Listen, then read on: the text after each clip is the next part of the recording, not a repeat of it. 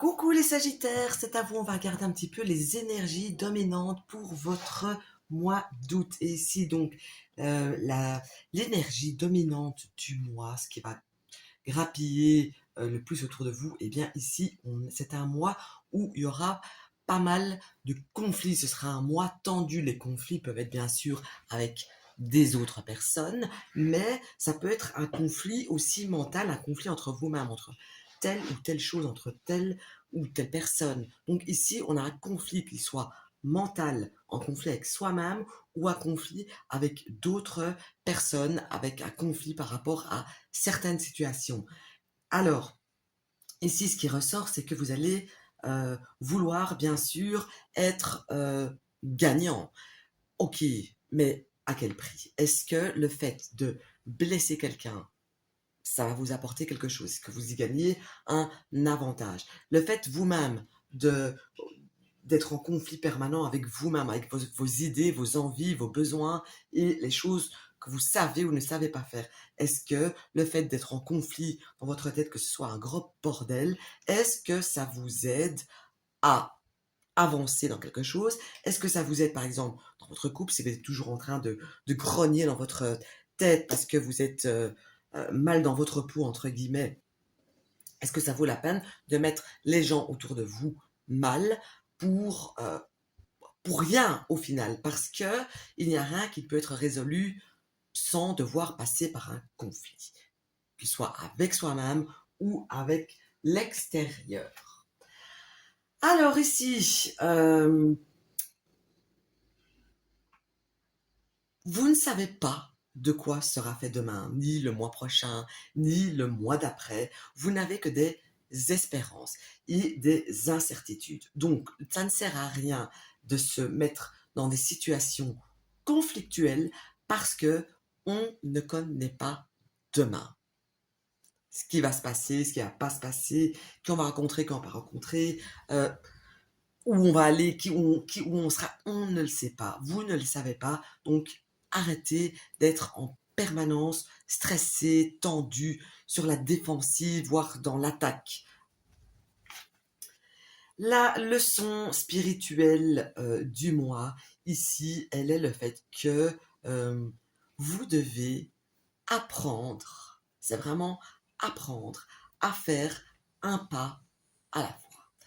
Apprendre à faire une action à la fois.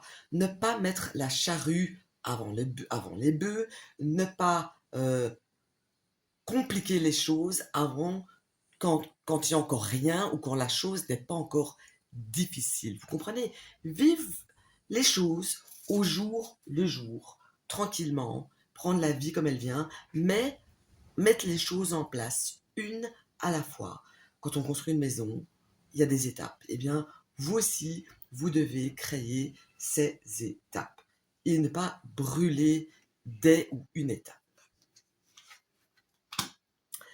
Alors, ce que vous devez dégager comme énergie, au contraire, la meilleure attitude à adopter face à ce qui vous tracasse courant du mois, face aux situations qui vont se présenter euh, à vous courant ce mois, eh bien, c'est d'être un maximum positif, de peser des pour et des contre, de donner votre avis, mais d'écouter aussi les avis divergents aux vôtres, d'essayer de faire un certain équilibre, de ne pas tout mettre d'un côté et pas de l'autre, pardon. Donc ça, c'est vraiment essayer d'être le plus juste possible courant du mois.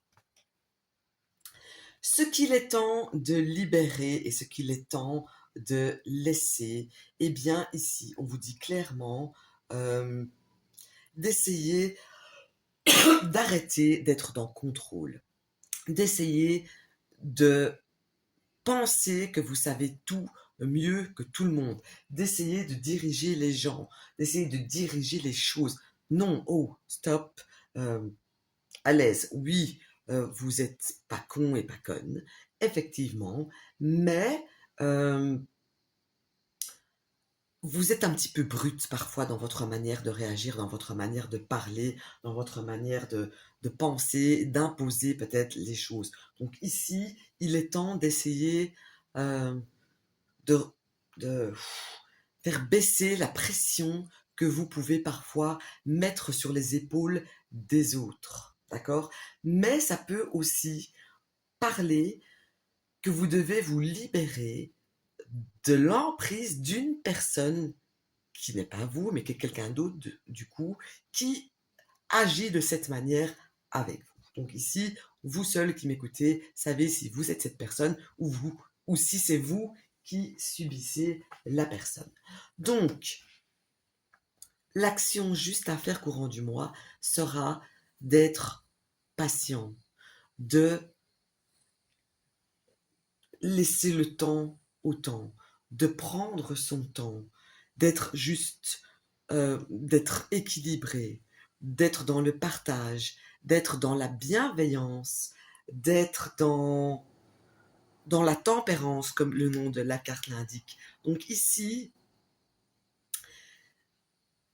j'ai vraiment quelqu'un qui ne doit pas brûler des étapes, ne pas se laisser écraser, mais ne pas écraser euh, l'autre non plus. Quelqu'un qui doit être plus dans la compréhension, laisser le temps au temps et trouver un certain équilibre, très important.